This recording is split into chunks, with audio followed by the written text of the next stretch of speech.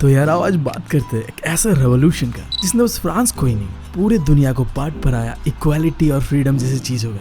हमारे इस कहानी का शुरुआत होता है 14 जुलाई 1789 की सुबह से। फ्रांस के शहर पेरिस पे लोग डरे हुए थे फ्रांस के राजा से।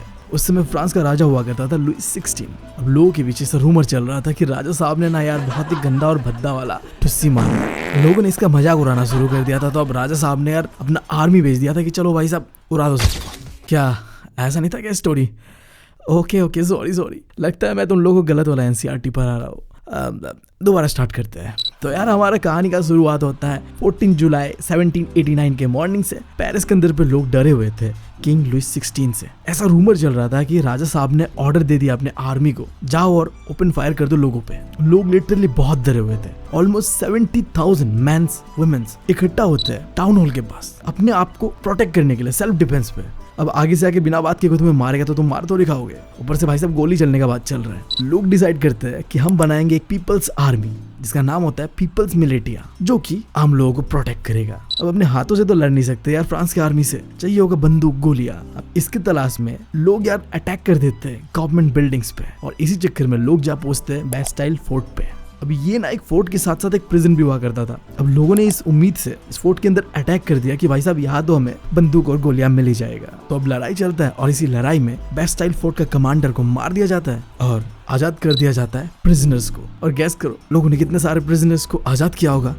बस 7। मुझे समझ नहीं आ रहा, इतना बड़ा फोर्ट और बस 7 लोग। क्या उस समय फ्रांस के लोग देव मानुस हुआ करते थे क्या? या राजा देव मानुस था कि लोगों को कैद नहीं करता था? I don't know. अब देखो इस फोर्ट को ना माना जाता था कि राजा जो है लोगों के ऊपर जो अत्याचार करता था ना उसका सिंबल है ये। किसी ने भी कुछ करा तो यार बंद कर दिया प्रिजन पे। तो इस फोर्ट को एक बुरी नजर से देखा जाता था आम लोगों के बीच। तो अब होना क्या था, मौका था, दस्तूर था यार, तोड़ दिया गया फोर्ट को पूरी तरीके से। फोर्ट के एक एक पत्थरों को लोग लेके जाके यार बेच देते मार्केट पे और लोग खरीद भी लेते हैं कि भाई साहब ऐसे मेमोरी के लिए हम रखते हैं सब चीजें। अब हिस्टोरियन मानते हैं कि ये जो इवेंट होता है ना, जहाँ एक पूरा का पूरा फोर्ट को गिरा दिया जाता है, यही वो पहला चिंगारी था आग का जिसने फ्रांस से रेवोल्यूशन को जन्म दिया। अब इसके बाद एक के बाद एक इवेंट होते रहेगा और एक समय ऐसा आएगा कि राजा भाई साहब निपटा दिया जाएगा राजा जी को। इस पूरे इवेंट को कहा गया स्टॉर्मिंग ऑफ बैस्टाइल फोर्ट। अब इस पॉइंट पे आके तुम्हारे दिमाग में एक सवाल जरूर उठना चाहिए, ये जो पूरा इवेंट है फ्रांस रेवोल्यूशन का, ये हुआ ही क्यों? लोग राजा से क्यों इतना गुस्सा थे? और अगर हुआ ये इवेंट तो कैसे हुआ? अब इन बातों के बारे में जानने के लिए हमें समय में थोड़ा पीछे जाना होगा। 1774 फ्रांस का कंडीशन कैसा था। बट इससे पहले यार मैं हूँ तुम लोगों का दोस्त और होस्ट बीवी, निकल चुका हूँ स्टोरी टेलर बनने की जर्नी पे। एक्सपर्ट नहीं हूँ बट हाँ वो चीजें करने का कोशिश कर रहा हूँ जिससे मुझे अच्छा फील हो, तुम लोग को ये चैप्टर मरते दम तक याद रहे। अगर तुमने अभी तक चैनल को सब्सक्राइब नहीं किया यार जल्दी जाके 1 मिलियन कर दो सब्सक्राइब करके। हम बढ़ते हैं चैप्टर की ओर। 1774 को फ्रांस के अंदर पे एक 20 साल का लड़का लुई 16 को बना दिया जाता है द रूलर ऑफ फ्रांस। भाई हमारा था बर्बन डायनेस्टी से और इसका शादी करा दिया जाता है एक ऑस्ट्रियन प्रिंसेस से। अब देखो ये ऐसा समय था जब लोगों से यार जवानी नहीं संभलती। हमारे भाई को संभालना था पूरा का पूरा देश, संभलेगा क्या? नहीं, ऑब्वियस सा बात है। तो यही पे आता हमारा पहला topic, condition of France when Louis 16 become king. अब ये एक ऐसा समय था जब फ्रांस कई सारे वॉर्स में इन्वॉल्व था और इस वजह से फाइनेंशियल कंडीशन जो था फ्रांस का बहुत ही बुरा था। फिर हमारा किंग साहब का रहना होता था पैलेस ऑफ वर्साइल में और ये भी बहुत महंगा लग्जरियस था, इसके भी अलग खर्चे थे। अब फ्रांस का फाइनेंशियल कंडीशन तब और ज्यादा बिगड़ता है जब फ्रांस डिसाइड करता है कि वो मदद करेगा अमेरिका का इंडिपेंडेंट होने में ब्रिटेन से। क्योंकि देखो यार फ्रांस और ब्रिटेन का ना हमेशा से ही 36 का आंकड़ा रहा था। तो फ्रांस डिसाइड करता है कि अमेरिकन इंडिपेंडेंस में वो अमेरिका को भारी तरीके से मदद करेगा। वो करता है और इसी चक्कर में फ्रांस के ऊपर 2 बिलियन लिवरेज का कर्जा चढ़ जाता है। अब लिवर एक करेंसी हुआ करता था फ्रांस का, आज के समय का नहीं है, वो उस समय का हुआ करता था जब राजा महाराजा था। तो यार फ्रांस का कंडीशन ऐसा था कि सर पे कर्जा चढ़ा हुआ था। अब इस कर्जे को उतारने के लिए फ्रांस और लोन लेता है और कंडीशन ऐसा था कि आधा जो पैसा जो कमाता था ना टैक्स वैक्स से, वो कर्जे देने में ही चला जाता था। अब अगर देश को चलाना है जिसके अंदर आर्मी है, अपने खर्चे है राजा के और ऑफिसर्स का सैलरीज भी है, तो यार अब किंग के पास बस एक ही ऑप्शन था कि टैक्स भराओ ताकि इनकम मिले। क्योंकि किंग का एकलौता जो इनकम सोर्स था वो था टैक्स। बट यही पे दिक्कत आता है भाई साहब। देखो कहा जाता है कि फ्रांस रेवोल्यूशन का ना कुल मिला के 3 ही कारण था,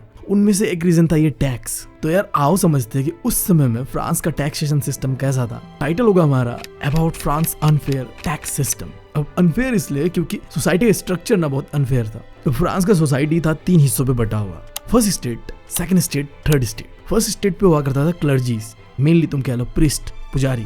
सेकंड स्टेट जो कि था नोबेलिटी, लैंडलॉर्ड, अमीर अमीर जो थे वो आते थे इधर। और आखिर में थर्ड स्टेट पे आते थे बाकी सारे लोग चाहे तुम बात कर लो फार्मर्स का, बिजनेसमैन का, जो भी गरीब लोग हैं, लिटरली आम लोग जितने भी थे, ये थर्ड स्टेट पे आता था। अब फ्रांस के अंदर पे सीन क्या था कि फर्स्ट और सेकंड स्टेट राजा का बहुत ज्यादा चाटते थे, तो उन्हें यार टैक्स नहीं देना पड़ता था। टैक्स बस थर्ड स्टेट देता था। मेनली 2 तरीके का टैक्स लगता था थर्ड स्टेट के ऊपर। तिथ जो कि हुआ करता था, टैक्स जो कि चर्च चार्ज करता था थर्ड स्टेट से। अब यहाँ पे 1/10 मतलब तुम समझ लो, तुमने जितना भी खेती बाड़ी करके प्रोडक्शन करा ना, उसका 10% तुम्हें चर्च को देना होगा, ऐसा कुछ था। और दूसरा टैक्स था टेल, जो कि तुम्हें देना होगा सीधा सीधा राजा को। और इसके अलावा भी कई सारी चीजों पे अदर टैक्सेस था, जैसे कि साल्ट हो गया, तंबाकू हो गया। मतलब भाई साहब मुझे अब समझ आ रहा है कि क्यों आज की गवर्नमेंट टैक्स लगा लगा के हमें यार लूट रहे हैं। यार सदियों से चलते आ रहे हैं, आज भी चल रही है चीजें। तो शायद हमारे गवर्नमेंट भी इंस्पायर्ड है यार फ्रांस से ही। अब देखो ये जो सिस्टम था जहाँ पे बस थर्ड स्टेट को टैक्स देना होता था, फर्स्ट और सेकंड स्टेट तो भाई साहब दुलारे थे राजा के, उन्हें कुछ नहीं करना होता था। इसी को कहा गया ओल्ड रिजिम। देखो सिंपली मैं डेफिनेशन से बताऊं तो 1789 से पहले का जो समय था ना, उसे कहा गया ओल्ड रिजिम।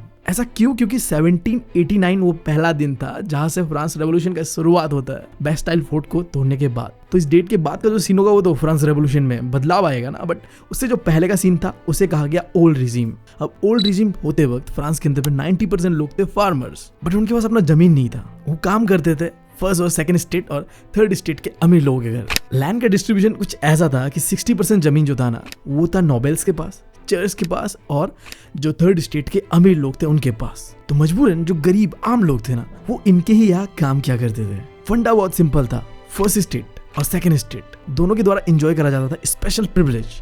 क्या कि वो टैक्स नहीं भरते थे।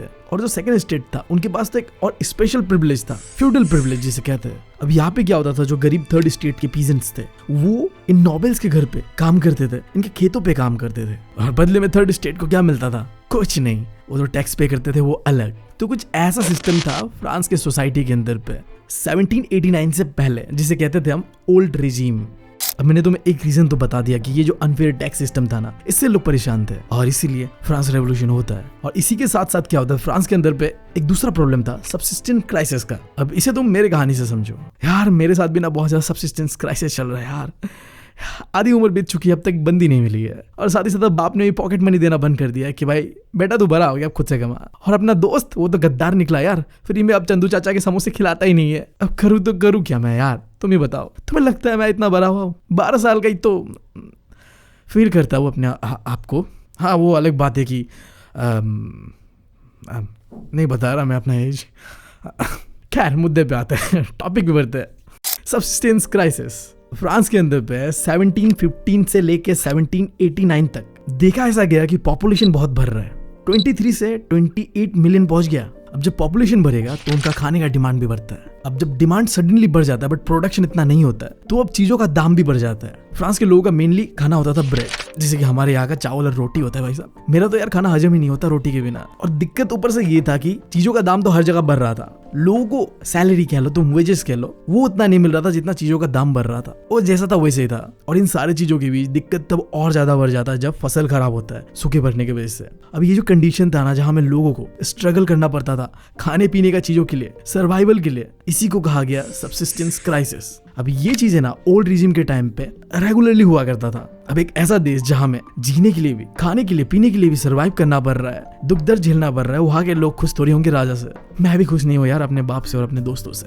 अब अनफेयर टैक्स सिस्टम और सब्सिस्टेंस क्राइसिस के अलावा तीसरा ऐसा चीज जिसने इस फ्रांस रेवोल्यूशन को आगे बढ़ाया, वो था एक पॉलिटिकल मूवमेंट। चाहे वो मूवमेंट मिडिल क्लास के द्वारा करा गया हो, जैकोबियन क्लब के द्वारा, या डायरेक्टरी रूल, और आखिर में जाके नेपोलियन के द्वारा। इन सब चीजों ने फ्रांस रेवोल्यूशन को शेप दिया और एक नया एरा का शुरुआत किया जहां इक्वालिटी, फ्रीडम जैसी चीजों को वैल्यू करा गया। अब हमें one by one in events के बारे में जानना है टाइम पीरियड के हिसाब से। इसमें सबसे पहला आता है मिडिल क्लास जो फ्रांस सोसाइटी के अंदर पे कैसे बना, उसके बारे में। अब देखो पास्ट पे 1789 से पहले कई सारे पीजेंट्स वर्कर ने प्रोटेस्ट करा था राजा के खिलाफ, हाई टैक्स, खाने की कमी के कारण जो भी दिक्कतें था उनका। बट वो जो प्रोटेस्ट रिवोल्ट्स था ना, वो कोई बड़ा चेंज नहीं ला पाया, क्योंकि उन सब में सारे लोगों का पार्टिसिपेशन नहीं था। जिस तरीके से फ्रांस रेवोल्यूशन के दौरान पूरा एक तबका फ्रांस के अंदर पे उठ के खड़ा हो चुका था राजा के खिलाफ, ऐसा कुछ नहीं था। बट समय के साथ क्या होता है, एक नए क्लास का जन्म होता है फ्रांस सोसाइटी में, जिसे नाम दिया गया मिडिल क्लास। मेनली ये थर्ड स्टेट से हुआ करते थे, जिनके पास था पैसा, जिनके पास था एजुकेशन, जिनके पास था नया आइडियाज, और इन्हीं चीजों से वो तैयार होते हैं और रेडी एक बदलाव लाने के लिए। अब देखो आज के मिडिल क्लास से इसे कंपेयर करो, हमारे पास यार पैसे के नाम पे बस ईएमआई है भाई, और कुछ नहीं है। और एजुकेशन के नाम पे माँ बाप प्राइवेट कॉलेज स्कूल्स पे पैसा दे दे के यार जिंदगी खराब कर रहे हैं, अपना भी और हमारा भी। और नए आइडियाज के नाम पे तो है ना इंस्टाग्राम, और क्या चाहिए। खैर आज के मिडिल क्लास का हालत का बात नहीं करते, ये तो बहुत ही बुरा है। बात करते हैं फ्रांस सोसाइटी के अंदर पे जो नया मिडिल क्लास जन्म लिया था उनके बारे में। जो 70s का ये समय था ना, यहाँ पे फ्रांस के अंदर पे एक नया सोशल ग्रुप इमर्ज होता है जिसे नाम दिया गया मिडिल क्लास।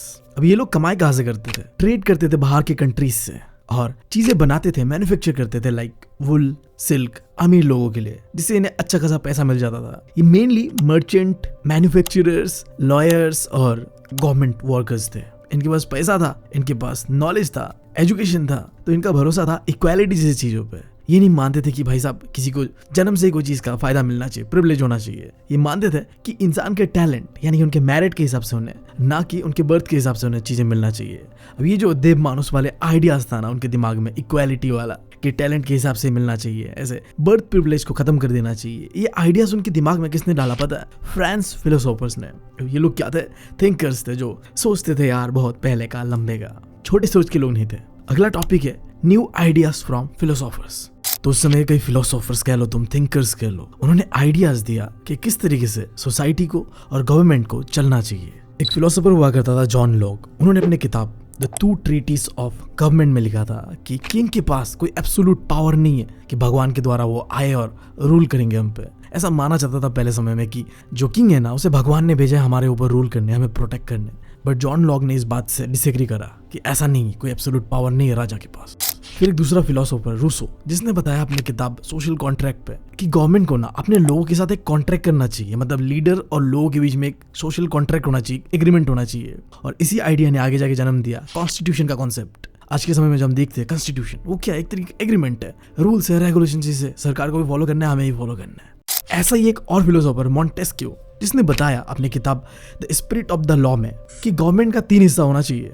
पहला लेजिस्लेचर जो कानून बनाएगा बस, दूसरा एग्जीक्यूटिव जो कि देश को चलाएगा, और तीसरा जुडिशरी जिसका काम होगा जज करना लॉज को, लोगों को, कौन गुनहगार है नहीं है। अब इन आइडियाज का बहुत अच्छी तरीके से इस्तेमाल करा गया अमेरिका के अंदर पे। जब उन्हें आजादी मिलता है ब्रिटेन से, उनका जब कॉन्स्टिट्यूशन बनता है तो अपने लोगों को उन्होंने फ्रीडम और इक्वालिटी जैसे राइट्स दिया, जो कि इंस्पायर्ड था फ्रांस थिंकर से ही। अब सिर्फ अमेरिका में नहीं, फ्रांस में खुद भी लोगों ने काफी डिस्कशन करा इन आइडियाज के ऊपर कि ऐसा ऐसा सच में होना चाहिए यार। सलून्स में, कॉफी हाउसेज में, बुक्स में, न्यूज़पेपर में लोगों ने इन चीज़ों के बारे में अवेयरनेस जगाया। यहाँ तक कि अगर कोई पढ़ नहीं पाता था ना, तो लोग लाउडली चिल्ला चिल्ला के ऐसे मतलब शोर शराबा करके इन चीज़ों के बारे में लोगों को बताते थे। लोगों के बीच एक अवेयरनेस आता है कि भाई साहब ऐसा होता है, इक्वालिटी, फ्रीडम, और इसे पाने के लिए हमें इस तरीके का सरकार चाहिए, ऐसे सोशल कॉन्ट्रैक्ट करना होता है, गवर्नमेंट को 3 हिस्से में बांटना होता है। तो यार देखो, सब कुछ सेट था, लोग अपने राइट्स के बारे में जान रहे थे।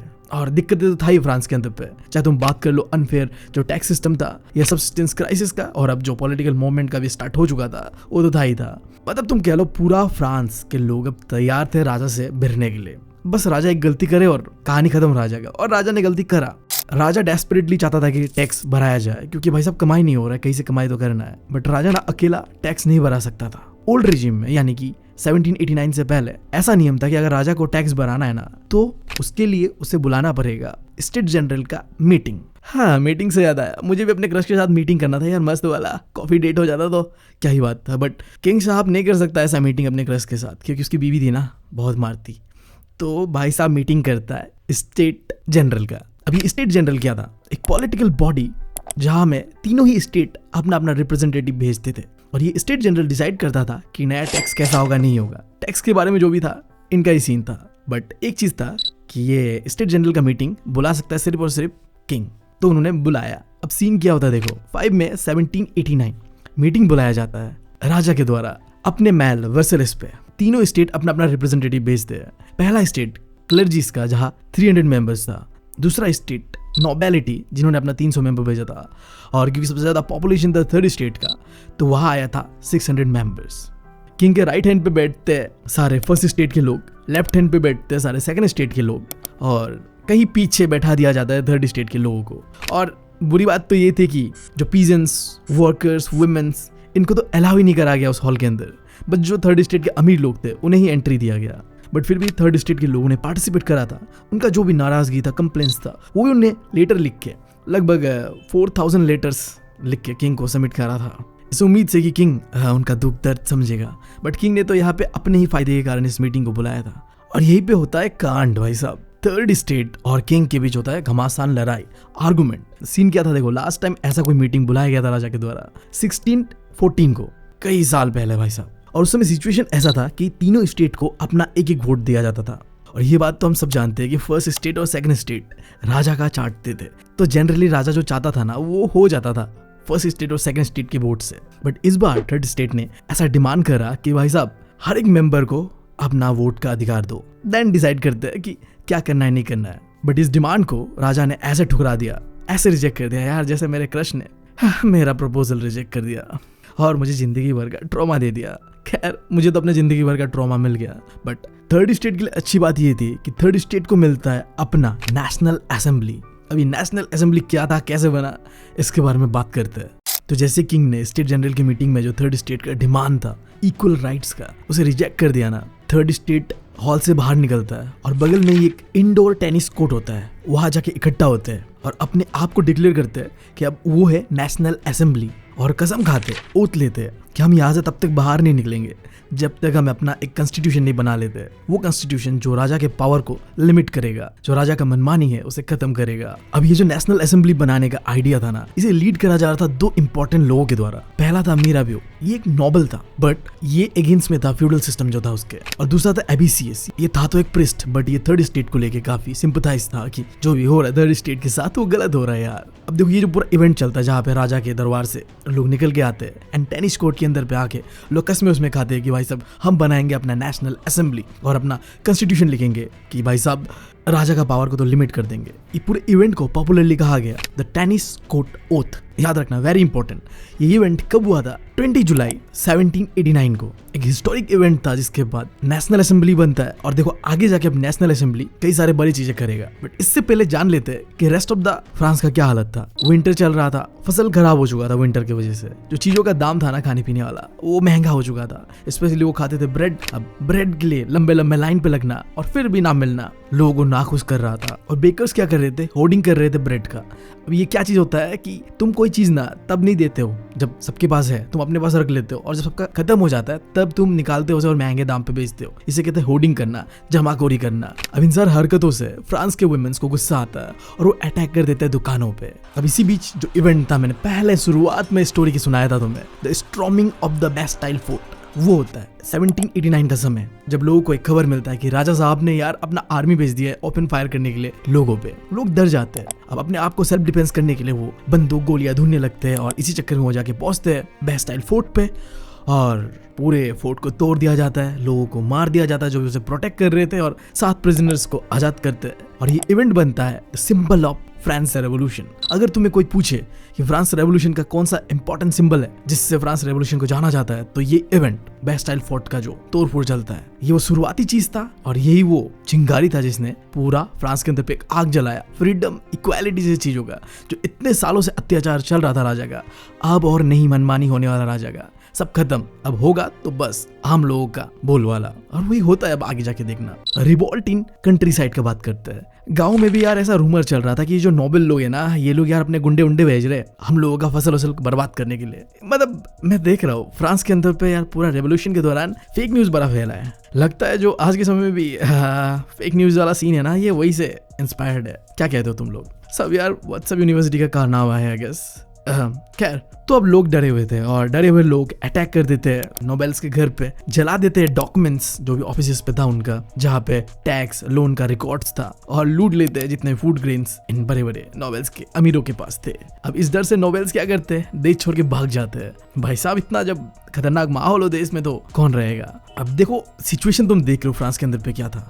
लोग पागल थे, भड़के हुए थे राजा के ऊपर, फर्स्ट स्टेट के ऊपर, सेकंड स्टेट के ऊपर। अब अगर राजा कुछ और कोई गलत कदम उठाए तो राजा को बहुत ज्यादा दिक्कत हो सकता था। राजा ने समझदारी दिखाया और अपना जिद को दूर हटाकर गिव अप करा और एग्री करा कि चलो यार बनाते नेशनल असेंबली, अपने पावर को मैं कर देता हूँ लिमिट, बनाता हूँ एक कॉन्स्टिट्यूशन। 1789 को राजा एग्री होता है कि चलो एक कॉन्स्टिट्यूशन बनाते और 1791 को नेशनल असेंबली ड्राफ्ट कर लेता अपना कॉन्स्टिट्यूशन, यानी कि बना लेता अपना कॉन्स्टिट्यूशन। कॉन्स्टिट्यूशन का कुछ ऑब्जेक्टिव था। पहला तो राजा का जो पावर है उसे लिमिट करना है और गवर्नमेंट को डिवाइड करेंगे हम 3 हिस्सों पे, ताकि यार कोई एक इंसान देश को ना चलाए। पहला लेजिस्लेचर, दूसरा एग्जीक्यूटिव, तीसरा जुडिशरी। लेजिस्लेचर का काम है कानून बनाना, एग्जीक्यूटिव का काम है देश को चलाना और जुडिशरी का काम है जज करना। देखो सीन कैसा रहता है, एक स्ट्रक्चर के साथ समझो। एनसीईआरटी पे ये चीज दिया हुआ है बट मैं तुम्हें एनिमेटेड तरीके से समझा रहा हूँ। तो लेजिस्लेचर मेनली कौन चलाएगा? नेशनल असेंबली चलाएगा, यानी कानून बनाएगा नेशनल असेंबली। अब पूरे के पूरे नेशनल असेंबली में मेंबर्स होगा 745। इन मेंबर्स को इलेक्ट करेगा electors.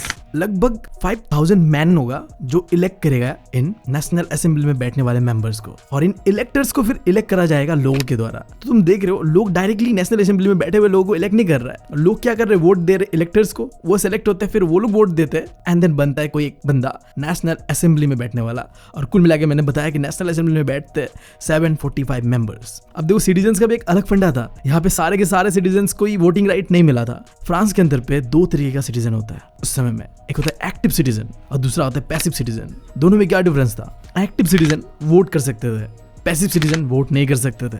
Active citizen mainly man होगा जिनका उम्र 25 साल से ज्यादा होगा और वो कोई टैक्स पे करते हैं। लगभग पूरे फ्रांस के अंदर पे 28 मिलियन लोग थे, उनमें से बस 4 मिलियन लोगों को ही एक्टिव सिटीजन्स माना गया जो कि वोट का अधिकार है उनके पास। बाकी जो पैसिव सिटीजन्स है उनके पास कोई वोटिंग राइट नहीं है बट फ्रीडम जैसी चीजें तो थे उनके पास। जो वुमेन थे, जो चिल्ड्रन थे, जो ऐसे यंग थे जिनका एज है 25 से कम था या वो टैक्स नहीं देते थे, उनके पास कोई वोटिंग राइट था नहीं। अब यहाँ पे एक इंटरेस्टिंग चीज ये था कि नेशनल असेंबली हो या इलेक्टर्स हो, वहाँ पे ऐसे लोगों को चुना जाएगा जो सबसे ज्यादा टैक्स पे करते हैं। यानी कि यार अमीरों का बोलबाला था, गरीबों के लिए कुछ नहीं था यहाँ में भी। अब तो मैंने लेजिस्लेचर का बताया, अब एग्जीक्यूटिव का बात करते हैं। अब देखो एग्जीक्यूटिव के अंदर पे था किंग और उसके मिनिस्टर्स, बट इनके ऊपर फुल कंट्रोल था नेशनल असेंबली का। बट हाँ, किंग के पास एक पावर दिया गया, वीटो पावर। अगर कोई कानून किंग को पसंद नहीं आया तो कह सकता है कि नहीं मुझे ये पसंद नहीं आया, कैंसिल। बस इतना ही था उसके पास पावर। एंड बात करते हैं जुडिशरी, जहां में जजेस को चुना जाता था डायरेक्टली एक्टिव सिटीजन्स के द्वारा। अब मुझे समझ नहीं आया कि लेजिस्लेचर को भी डायरेक्ट एक्टिव सिटीजन चुन लेते हैं, बीच में ये दलाल किस काम का? मुझे समझ नहीं आ रहा। अगर तुम्हें समझ आ रहा है तो बताना जरूर। कुल मिला के बात यह था कि भाई साहब फ्रांस बन चुका था कॉन्स्टिट्यूशनल मोनार्की। राजा तो होगा बट राजा का जो पावर होगा उसे लिमिट करा जाएगा कॉन्स्टिट्यूशन की मदद से। राजा अकेला कुछ नहीं कर सकता। लेजिस्लेचर, जुडिशरी दोनों को साथ लेके चलना पड़ेगा। या फिर राजा का रोल था एग्जीक्यूटिव का। अब देखो 4 अगस्त 1789 को नेशनल असेंबली कुछ डिसीजंस लेते बड़े बड़े। पहला डिसीजन था कि जो फ्यूडल टैक्स और ड्यूटीज थे उसे खत्म कर दिया गया। दूसरा, जो क्लर्जीज था ना, उनको जो प्रिविलेज मिलता था उन्हें भी खत्म कर दिया गया। चर्च को जो टैक्स दिया जाता था उसे भी खत्म कर दिया गया, और जो चर्च के पास बहुत ज्यादा जमीन था ना उसे भी ले लिया गया। लगभग इससे सरकार को फायदा होता है 2 बिलियन लिब्रे का, और इसे उधारी चुकाने में इस्तेमाल कर दिया जाता है। अब उसके बाद ये चीज देख रहे हो, ये है फ्रांस का पहला कॉन्स्टिट्यूशन का पिक्चर। इसके बाद भी आगे कई सारे कॉन्स्टिट्यूशन बनेगा बट ये बहुत ही ज्यादा इंपॉर्टेंट था क्योंकि ये पहला था, हिस्टोरिक था। शुरुआत होता है इसका declaration of right of a man and citizen. भाई साहब थोड़ा तो डिस्क्रिमिनेशन हो रहा है जेंडर के हिसाब से, आई गेस। बस मैन वुमेन का आ गया। खैर इस कॉन्स्टिट्यूशन ने लोगों को फ्रांस के कुछ बेसिक राइट्स दिया, तुम कह लो नेचुरल राइट्स, कि जन्म लेने के बाद से ये हक तो तुम्हें है ही है। पहला, राइट टू लाइफ। दूसरा, फ्रीडम ऑफ स्पीच। और तीसरा, फ्रीडम ऑफ ओपिनियन। और चौथा है इक्वलिटी बिफोर लॉ। अभी क्या है तुम समझ गए हो आई गेस। और स्टेट का काम ये होगा, ड्यूटी ये होगा कि इन राइट्स को सिटीजन्स का प्रोटेक्ट करना है।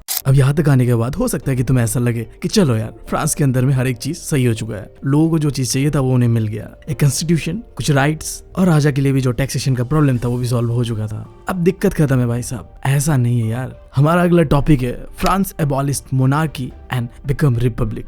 2 चीजें यहाँ पे है। पहले देखना है कि किस तरीके से फ्रांस के अंदर पे मोनार्की को हटा दिया गया एंड देन किस तरीके से फिर फ्रांस बनता है एक रिपब्लिक, और अब पावर आता है आम लोगों के हाथ पे।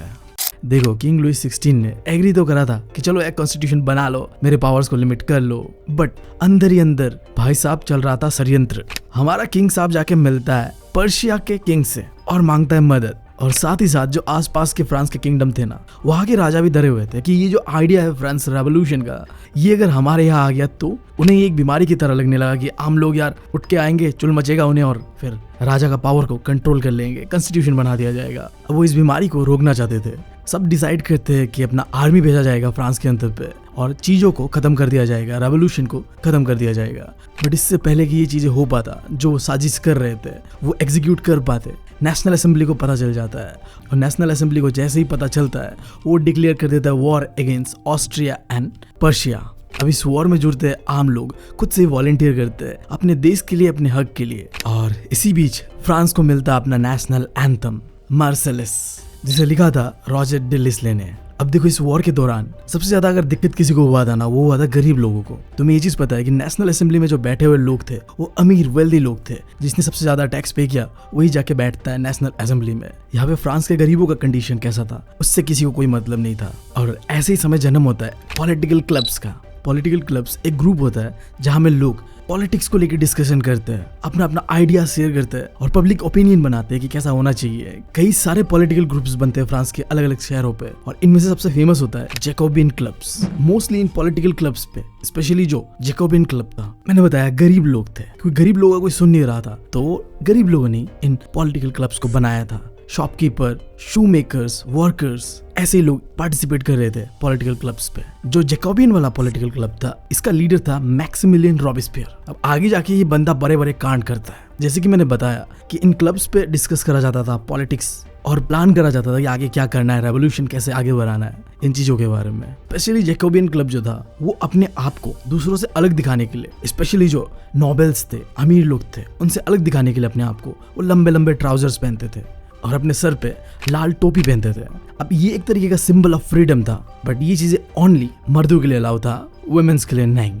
तो 10 अगस्त 1792 को जैकोबिन क्लब डिसाइड करता है कि वो करेंगे सरकार के खिलाफ विद्रोह। सीन ऐसा बनता है कि विद्रोह करा जाएगा फूड शॉर्टेजेस और फूड प्राइस जो बढ़ रहा है इसके ऊपर। तो इस डेट को 10 अगस्त 1792 को जैकोबिन क्लब और भी जितने भी गरीब लोग थे वो पेरिस में इकट्ठा होते हैं एंड जाके पहुंचते हैं किंग का पैलेस ट्यूलेरिस पे। पैलेस के अंदर एंटर करते हैं, किंग के गार्ड से लड़ाई होता है और इसी लड़ाई में किंग के जितने भी गार्ड्स हैं उन्हें मार दिया जाता है और किंग को और जितने भी रॉयल फैमिली था जेल में डाल दिया जाता है। और इसी से बनता है एक नया चीज, एक नया कॉन्सेप्ट, कन्वेंशन, या फिर तुम कह लो कि कैसे बना फ्रांस एक रिपब्लिक।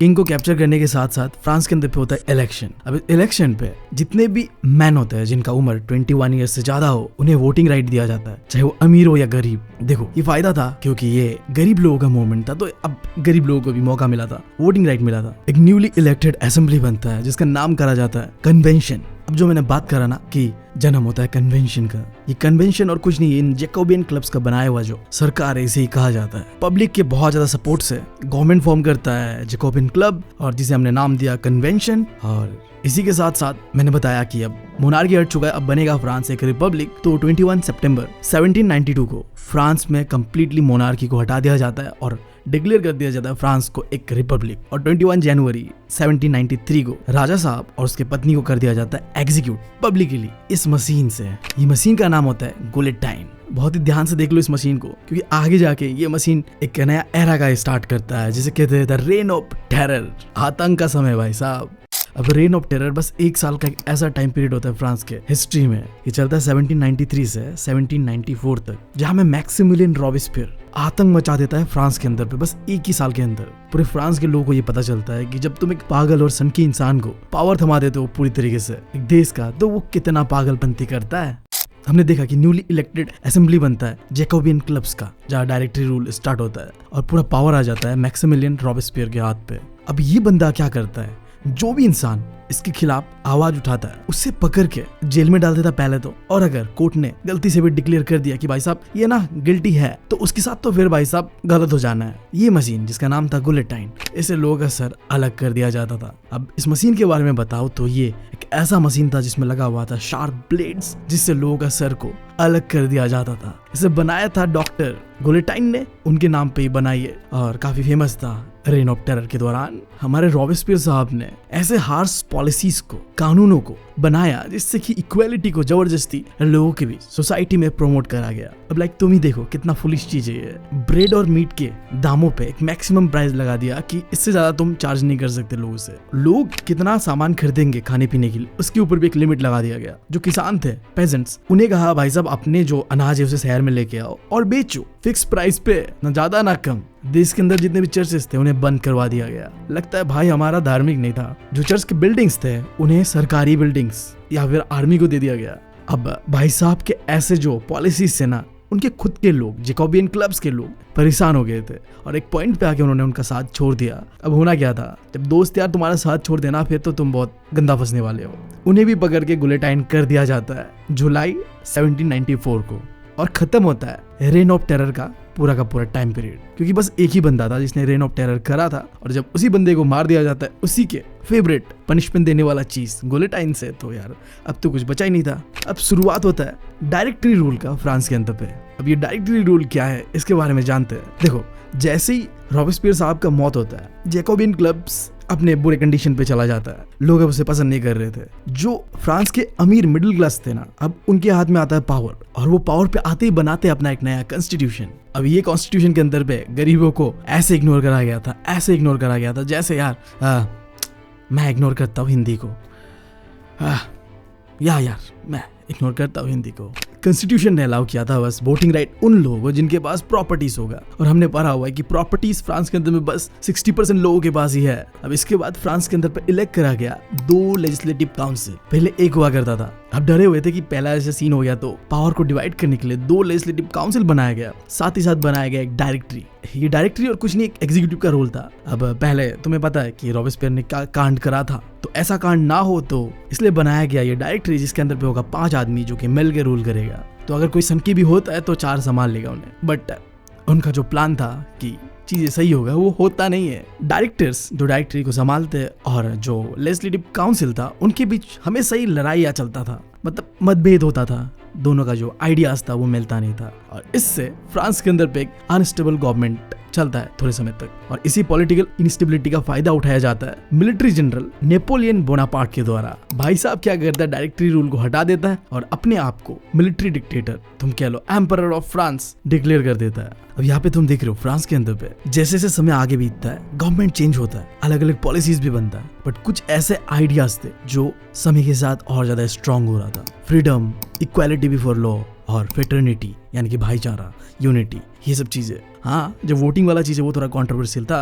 किसी ने दिया फिर किसी ने छीन लिया, और औरतों को तो मिला ही नहीं भाई साहब। बट ये तीनों आइडियाज समय के साथ स्ट्रॉन्ग होता गया।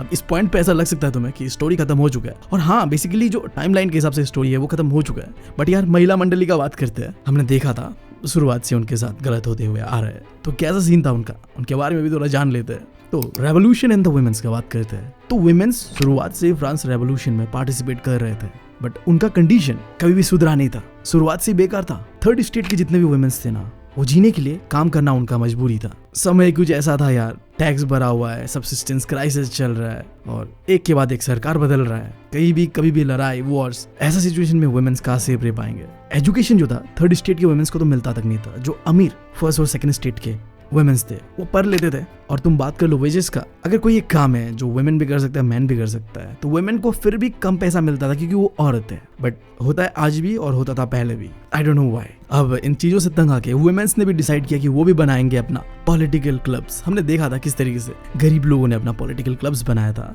जब अमीर उनका सुन नहीं रहे थे। अब ऐसा ही वुमेन्स ने भी करा अपने साथ। लगभग फ्रांस के अलग अलग शहरों पे 60 वुमेन्स का पॉलिटिकल क्लब्स बनता है, और इनमें से सबसे पॉपुलर हुआ करता था society of revolutionary and Republican women. ये पॉलिटिकल क्लब्स बना के स्ट्रगल करते हैं, अपने हक के लिए लड़ते हैं और डिमांड करते हैं कुछ चीजें, जैसे कि उन्हें भी पॉलिटिकल राइट इक्वली मिलना चाहिए जैसे मेंस को मिलता है, लाइक राइट टू वोट, जो असेंबली में मेंबर बनने का भी अधिकार चाहिए उन्हें, जो गवर्नमेंट के पोजीशंस में भी हिस्सा चाहिए। बट दुख की बात यह है कि जो कॉन्स्टिट्यूशन बनता है 1791 का, वहां में भी उनको निराशा ही हाथ लगता है। उन्हें एज ए पैसिव सिटीजन माना गया, कोई वोटिंग राइट नहीं, कुछ नहीं। बट ऐसा नहीं था कि उनके लिए कुछ भी कराने गया था। समय समय के साथ वुमेन्स का कंडीशन को इम्प्रूव करने के लिए भी कुछ स्टेप्स लिया गया, जैसे कि गर्ल्स का स्कूलिंग को कंपलसरी कर दिया गया, फोर्स मैरिजेस को बंद कर दिया गया, जो मैरिज को एज ए लीगल एग्रीमेंट कर दिया गया, जहां डिवोर्स लेना भी एक लीगल है, मैन चाहे वुमेन दोनों ही ले सकते हैं। वुमेन्स को जॉब के लिए ट्रेनिंग देना भी स्टार्ट कर दिया, और छोटे मोटे बिजनेसेस भी अब औरतों ने शुरू कर दिया था। बट फ्रांस के हिस्ट्री में अगर वुमेन्स के साथ सबसे ज्यादा अत्याचार हुआ है ना, वो एक फेज था, हम सबको पता है उस फेज के बारे में, रेन ऑफ टेरर।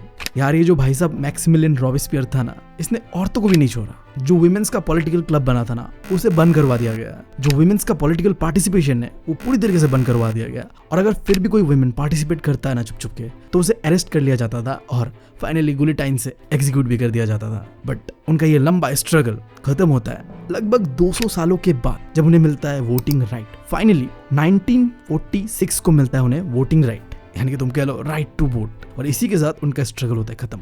लंबा स्ट्रगल चलता है, बट फाइनली उन्हें जो चाहिए था वो मिलता है, बस एक वोटिंग राइट। देख रहे हो लोग अपने राइट्स के लिए कैसे लड़े थे, चाहे औरतें हो मर्द हो, हर कोई लड़ा था फ्रांस रेवोल्यूशन के दौरान।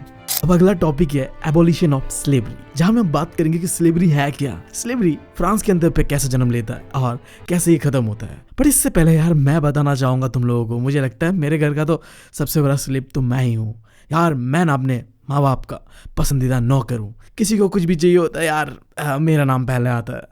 घर में और भी लोग हैं, मेरी बहन है, मेरी डैड है, मेरी मॉम है, बट ना काम के टाइम पसंदीदा नौकर मैं हूं ना। यार बहुत एक्सप्लॉइटेशन हुआ है मेरे साथ। खैर मेरा स्टोरी तो मैंने तुम्हें बता दिया, अब उनका जानते हैं। तो देखो फ्रांस का 3 कॉलोनीज था कैरेबियन आइलैंड्स पे। अब इन आइलैंड्स पे ना बहुत ही ज्यादा प्रोडक्शन होता था, शुगर केन का, कॉफी का, इंडिगो का और टबाको का। अब ये चारों ही क्रॉप्स यूरोप पे, फ्रांस पे काफी पॉपुलर था, काफी डिमांड पे था। बट दिक्कत ये था ना, इनका जो प्रोडक्शन करने के लिए लेबर चाहिए था वो इन कैरेबियन आइलैंड्स पे कमी था इनका। ऑब्वियस सा बात है, एक फ्रांस से बंदा आके अपने घर बार सब छोड़ के खेती बाड़ी करेगा इतने दूर, सेंस ही नहीं बनता है ना। अभी ये जो लेबर शॉर्टेजेस का प्रॉब्लम था, इसे उन्होंने कैसे सॉल्व किया। अब ये प्रॉब्लम सिर्फ फ्रांस के साथ ही नहीं, यूरोपियन कंट्री जो भी और थे उनके साथ भी हो रहा था। अपना अपना कॉलोनीज था सबका। तो इंट्रोड्यूस करते हैं द कॉन्सेप्ट ऑफ स्लेवरी, एक लेबर जिसे हम काम कराएंगे जो कि हमारा गुलाम होगा। और ये चीजें कैसे स्टार्ट होता है, ट्रायंगुलर स्लेव ट्रेड से। अब ये क्या है ट्रायंगुलर स्लेव ट्रेड? तुम कह सकते हो एक हिस्ट्री है कैसे स्लेवरी दुनिया में फैला। तो बेसिकली हम बात करेंगे यहाँ पे फ्रांस के पॉइंट ऑफ व्यू से, जहाँ पे फ्रांस के पोर्ट से एक शिप निकलता था एंड देन वो आके डॉक करता था अफ्रीका पे, और अफ्रीका के लोकल लीडर से वो लोगों को खरीदता था as a slave and then उनके हाथों पे जंजीरें बांध के उन्हें पैक करके शिप पे डाल दिया जाता था। और ये शिप फिर पूरा एक अटलांटिक ओशन क्रॉस करके कैरेबियन आइलैंड में जाके पहुंचता था। और पहुंचने के बाद कॉलोनीज पे प्लांटेशन जो ओनर्स थे उनके हाथों इन्हें बेच दिया जाता था। और वो प्लांटेशन ओनर्स इन्हें खरीदने के बाद इनसे काम करवाते थे। इनका एक्सप्लॉइटेशन होता था घनघोर वाला। सिंपली मैं बताओ, स्लेवरी पूरे यूरोप को साथ ही साथ फ्रांस को मदद कर रहा था एक सस्ता लेबर प्रोवाइड करने में। अब इससे फ्रांस के बिजनेसमैन काफी मोटा प्रॉफिट कमा रहे थे। बट हाँ, स्लेवरी की वजह से लोगों के साथ, स्पेशली जो मैंने बताया कि अफ्रीकन लोग थे, वो उनके साथ बहुत अत्याचार हो रहा था। बट फ्रांस रेवोल्यूशन के दौरान हमने देखा शुरुआत से लोग बात कर इक्वालिटी का, अपने राइट जो होते हैं मैन का उनका, बट किसी ने भी एक बार भी बात नहीं करा जो स्लेव से उनका राइट का क्या वो इंसान नहीं है? मतलब ये है यार दुनिया, मैं क्या बताऊं। अगर फ्रांस के लोग या नेशनल असेंबली बात करता इन चीजों के बारे में, स्लेव राइट्स के बारे में, तो इससे जो बिजनेसमैन थे ना उनका लॉस होता। अगर स्लेवरी आज बंद हो जाएगा भाई साहब, उनका घाटा हो जाता। अब इस वजह से सब के सब चुप थे। बट 1794 को जब गवर्नमेंट होता है जैकोबियन क्लब्स का, तो फाइनली स्लेवरी को हटा दिया जाता है जितने भी फ्रांस के कॉलोनीज थे वहां से। बट दुख की बात ये है 1804 पे नेपोलियन दोबारा इन सारे स्लेवरीज को इंट्रोड्यूस करते हैं अपने कॉलोनीज पे।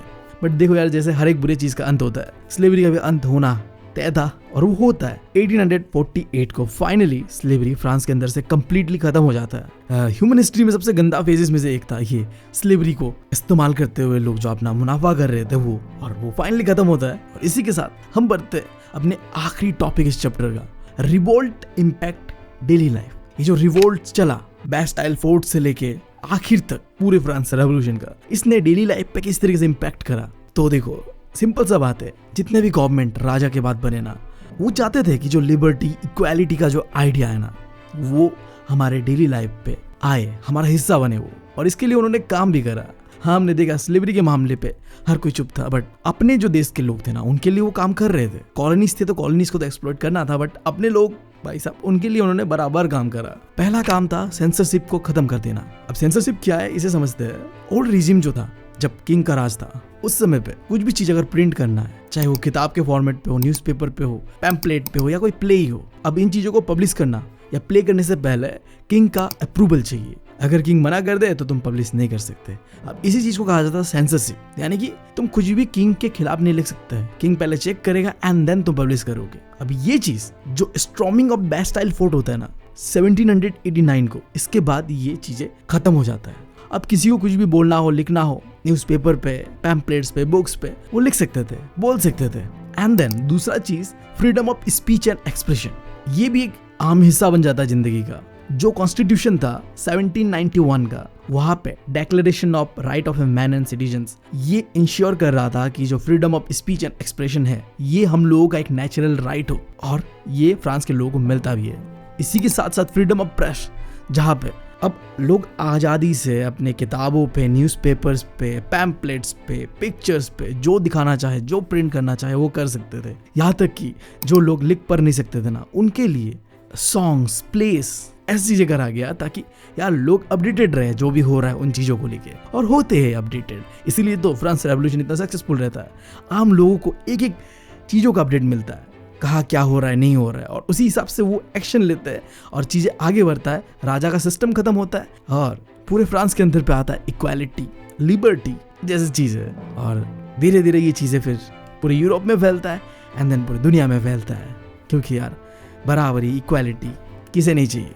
खैर इसी के साथ पूरा ये चैप्टर होता है खत्म। उम्मीद है तुम लोगों को पसंद आया होगा। अगर पसंद आया ना यार तो यार चैनल को सब्सक्राइब कर दो। इतना मेहनत कर रहा हूँ मैं तुम लोगों को मोटिवेट करने के लिए, मुझे ऐसे ही आगे चैप्टर्स लाने के लिए यार सब्सक्राइब करो, अपने दोस्तों के साथ शेयर करो। इस समय मुझे तुम लोगों का सपोर्ट का बहुत ज़्यादा ज़रूरत है। जल्दी से 1 मिलियन कर दो और मुझे मोटिवेट करो ऐसे कंटेंट तुम लोगों के लाने के लिए, और बता दो यार नेक्स्ट चैप्टर तुम्हें कौन सा चाहिए। इसी बात के साथ मैं लेता हूँ तुम लोगों से अलविदा। Thank you, love you all.